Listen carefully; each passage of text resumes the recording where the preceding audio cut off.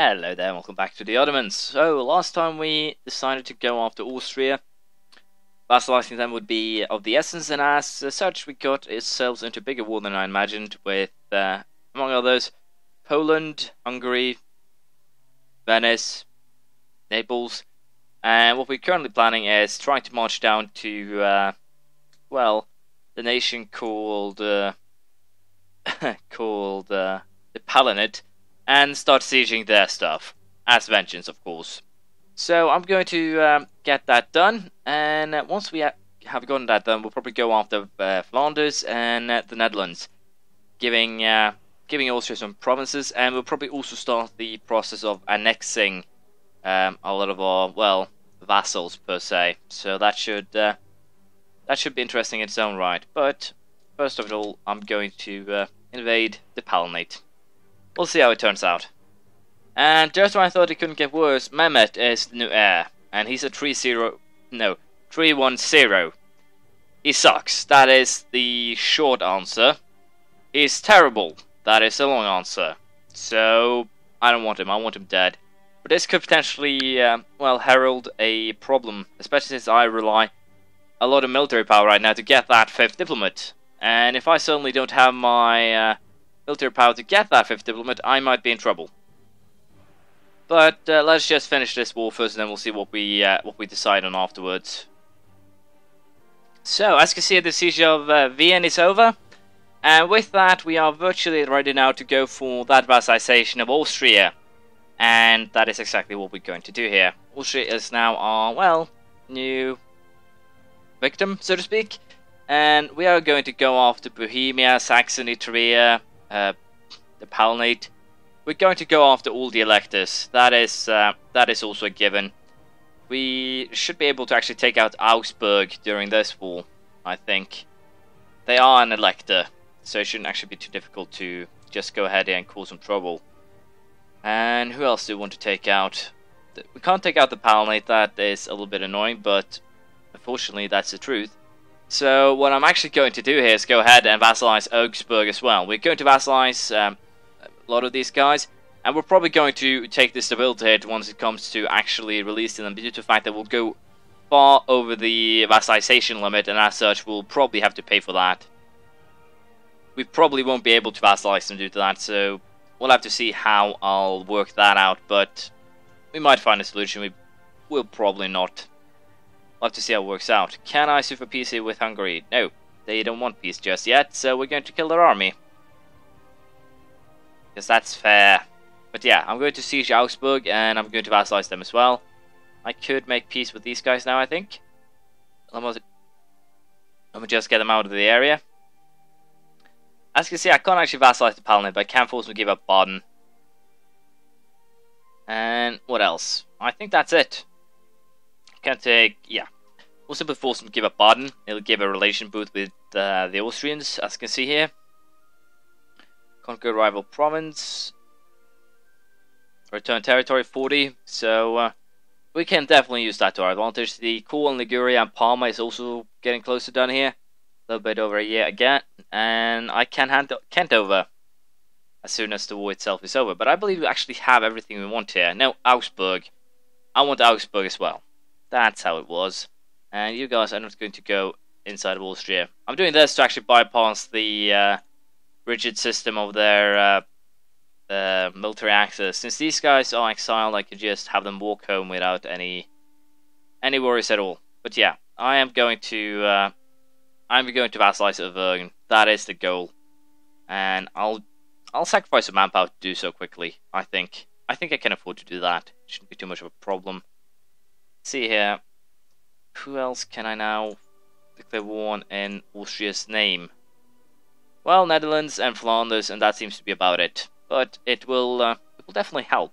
Let's just say that. Am I actually at war with Bavaria?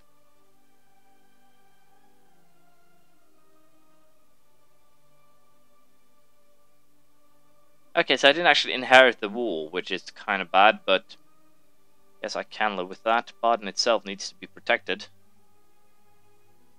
So, what are we going to do? We're going to siege this one, and then we're going after, I guess, Flanders and the Netherlands. and of course also the other electors of the Holy Roman Empire. We'll see how it plays out. We can take the third aristocratic idea here, national manpower modifier plus 25%. We are going to take that rather than the new troops, but we are going to take the new troops very soon, because it will be too bad to be behind. But I also really want that extra diplomat, because that allows me to annex 5 vassals at once, which means that they all won't hate my guts as much as they would if, well, they didn't, so to speak. So I'm definitely going to be a little bit, not careful per se, but we're going to take it a little bit easy here. How are you guys feeling? Do you want that white piece now? Good. That means that I can use these guys for something better. Should probably go on foot review so then vassalize them further down the line, but no, they're actually precisely 20, so I believe I can vassalize them. Huh. Guess we can use this guy then to fabricate a claim. But yeah, what I'm saying here is that I will be using my troops to mostly, I think, just cause trouble for... What am I saying? I want as many diplomats as possible, because then I can annex my vassals without incurring wrath, so to speak, by getting hit by the negative bonuses, or malices, whatever you want to call it, of having annexed another vassal. Those hit pretty hard after a while. So what we will be doing is trying to get as many diplomats as possible in order to do mass annexations. If we take a quick look about what we actually own here, we do own quite a bit of land to our vassals, and I do want to annex them very soon. The Pope and Tuscany are definitely most likely ready. I'll have to see who Münster is allied to here. I'm a little bit tempted to actually declare war on Württemberg, but Münster will probably be in charge, and then we have the whole situation with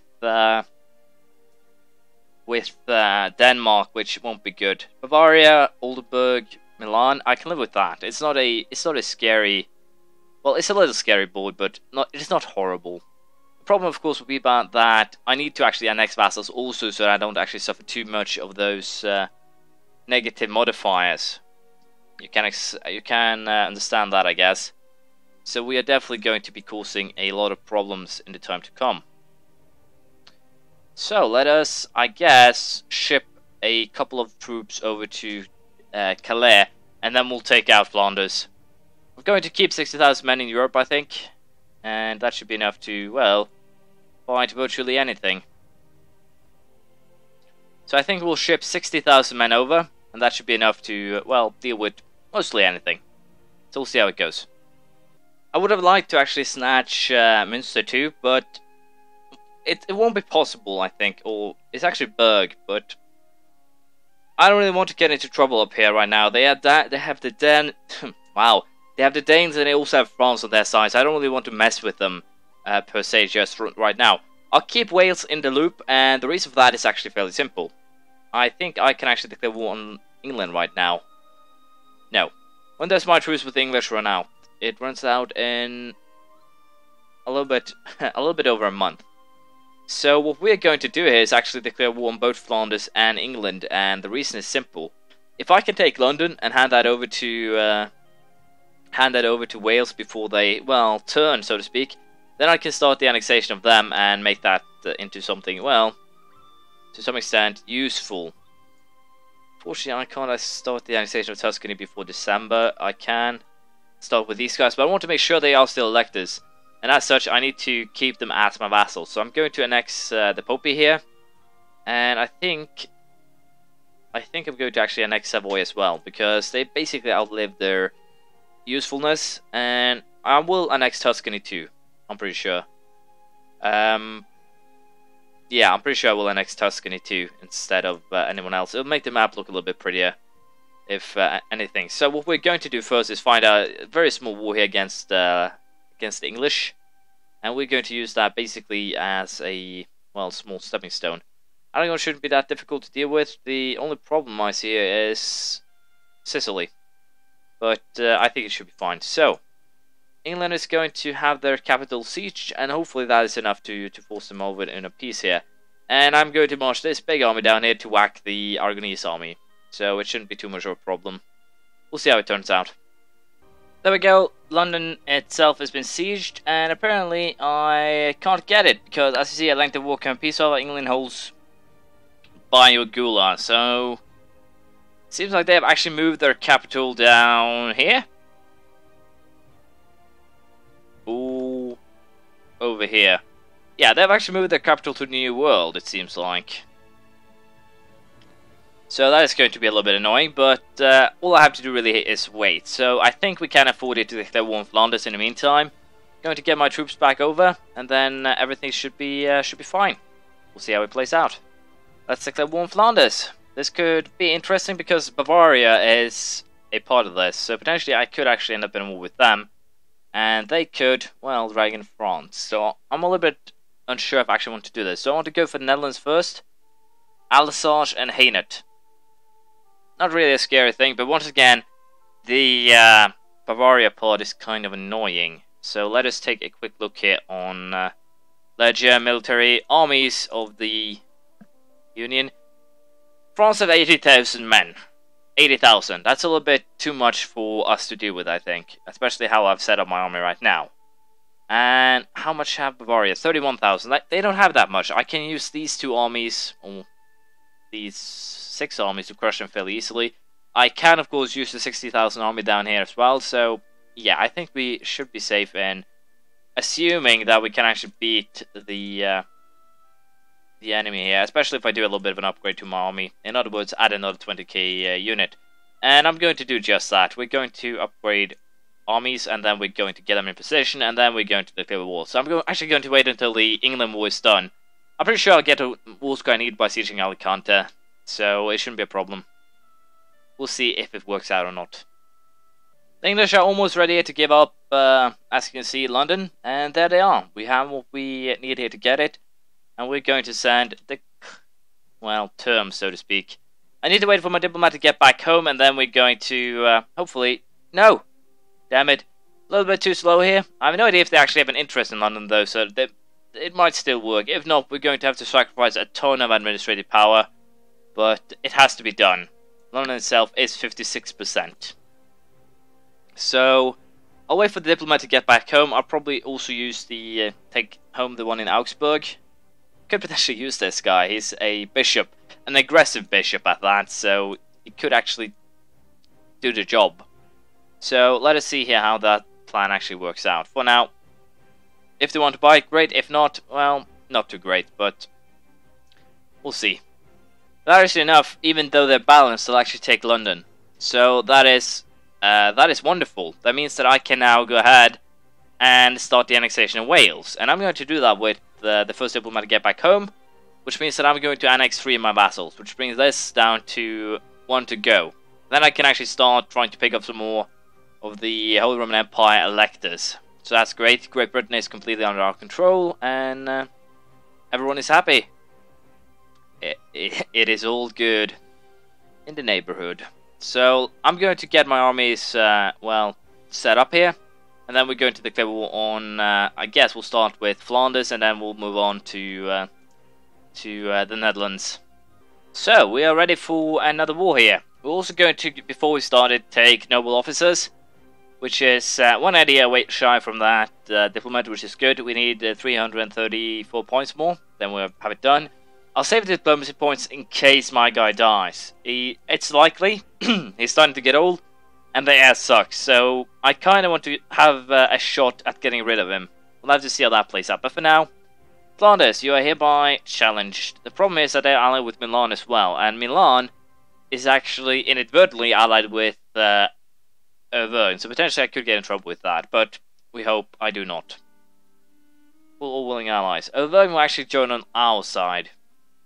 So I think I'm going to do that. And I'm not going... No, I'm not going to call them in. The reason is simple. If I do, I could get in trouble. Or I should call them in to keep them as an ally. And what I'm thinking about when I say get in trouble is that they could potentially siege something here. But it's doubtful, so we'll call them in. And we'll declare the war. So let us see here. Will I have to fight Bavaria or not? That is basically the big question right now. And will these 40,000 troops plus vassal armies be enough to deal with that? Let us slow down time and see if yeah, they join in. As it's basically as one would expect, and they also became war leader. Oldenburg and Milan joined too, so I have another 25,000 army that I need to deal with. We'll join up 240,000 armies here, and use them to hunt that down, and hopefully we can get rid of most of these armies before they actually become dangerous. So we'll see how it plays out. So, this is currently the alliance that I have to face it. The French is of course going to be the most annoying part of this, but Münster is potentially going to be it's a positive thing that they actually joined here, because if I'm quick here, I can actually siege them and make something work here before the Pope himself is annexed.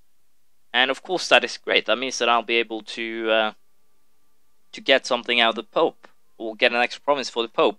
And also we're going to get closer to the ocean, which is great for landing troops, and also even better, we'll get a border with Netherlands. So it all works out in the end. I did win the first battle, but I lost about twice as many troops. Very bad. And as I said, the Milanese army is actually hunting down this one, so it's going to retreat into my lands and reinforce. We're going to actually abandon this front, I think, for a while, and we're going to send both of these units to help out over here. We'll also, of course, siege Milan, try and get them out of this before anything bad happens, so to speak. And other than that, we're just going to continue fighting as we have. So, with that said, we are unfortunately out of time. We'll have to continue next time. And I think it should be an interesting war. This might actually be the war that will decide whether or not Europe can actually fight back. I do seriously doubt that, but if they get a couple of lucky wins, they might actually make something work here. Or let's say that Denmark and France end up in a union. That could be scary, but other than a miracle like that, I don't really think Europe has a chance. It's only a matter of time. And unfortunately, I think I might actually run out of time before I get this done, which is kind of bad. We'll simply have to see. So feel free to come with criticism, praise, comments, likes, anything you feel like, and hopefully I'll see you around next time. Bye.